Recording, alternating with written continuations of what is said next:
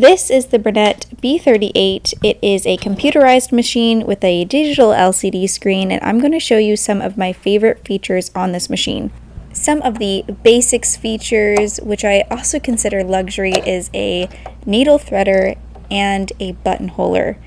Honestly, you don't know that you need those until you don't have them. This machine is a computerized machine with a digital LCD screen. You push the numbers to choose the stitch. This is your stitch speed, and this is like one of my favorite features.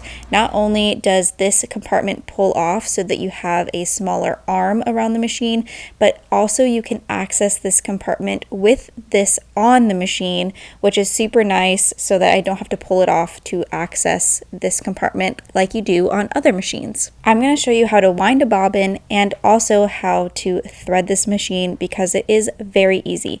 This is definitely a beginner-friendly machine that has a lot of features attached to it. To wind the bobbin, you're going to put the thread through the tension disc, thread the bobbin, and then put the bobbin on the bobbin stand and flick it over to the bobbin position.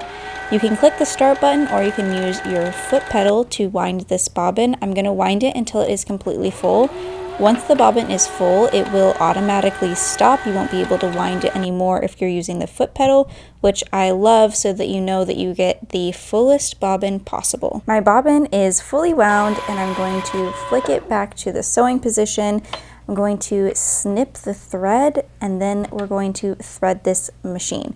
Like I said, threading this machine is really easy. You're just going to follow the arrows, but you're going to push it into the slots around this hook down to the little notches. Literally, this is just following the arrow, and then we're going to thread it with the needle threader. Now that we have the needle threaded, I'm going to thread the bobbin. I love having a top loading bobbin because you can see when the bobbin thread is running low, and then you're not ghost sewing when the bobbin runs out of thread. If you haven't had a top loading bobbin before, it's pretty simple. There's just a hook that you need to make sure the thread is hooked into, and then I like to use the up and down arrows to get the thread to pull up, but you can definitely use the hand wheel to bring up the bobbin thread as well. I'm placing the bobbin cover back on, and then I'm going to show you some stitches. I'm just going to show you a straight stitch and a zigzag stitch.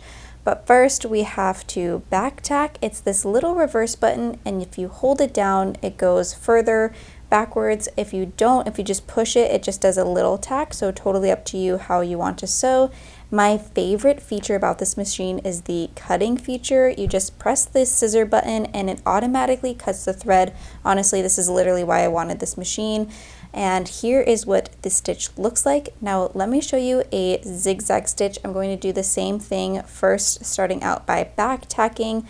I like to hold down the button to get a longer back tack, but like I said before, you can just push the button to get a short one.